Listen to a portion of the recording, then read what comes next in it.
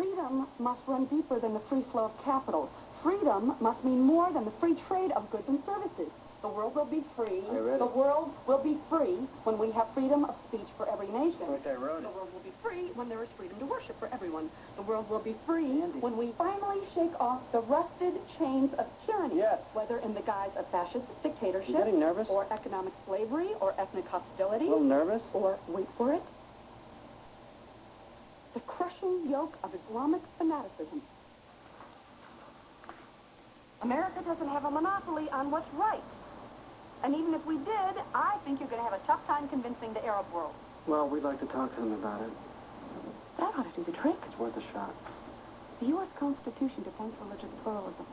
It doesn't reduce all of Islam to fanaticism. Neither does the speech. It calls fanaticism fanaticism. Toby. It's fanaticism whether we call it that or not, so we're going to call it that. We respect all religions, all cultures. To a point. Yes, to a point. Grotesque oppression isn't okay, just because it's been institutionalized. If you ask me, we should have gotten into the game 3, 4 decades ago. But they're coming for us now, so it's time to saddle up.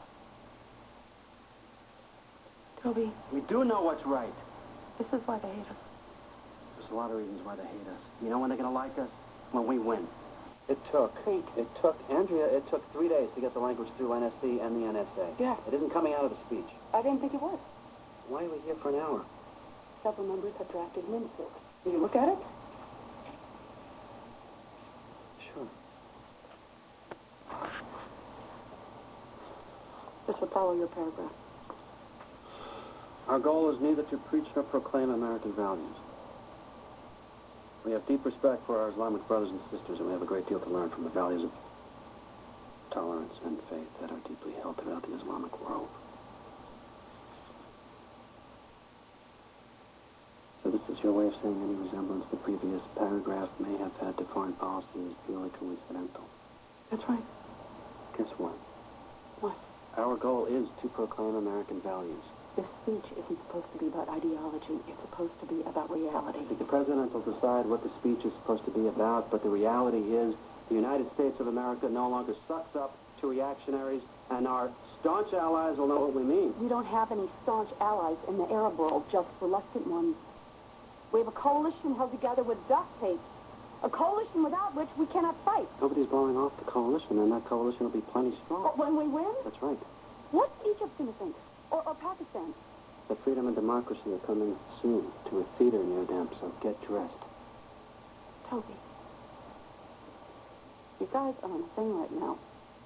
And I'm behind you. You know I'm behind you. A lot of House Democrats are. Not enough. And plenty of Republicans. But this one moment in time, you have to get off your horse and just simply put, be nice to the Arab world.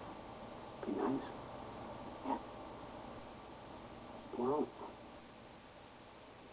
how about when we, instead of blowing Iraq back to the 7th century for harboring terrorists and trying to develop nuclear weapons, we just imposed economic sanctions and were reviled by the Arab world for not giving them a global charge card and free trade treaty? How about when we pushed Israel to give up land for peace?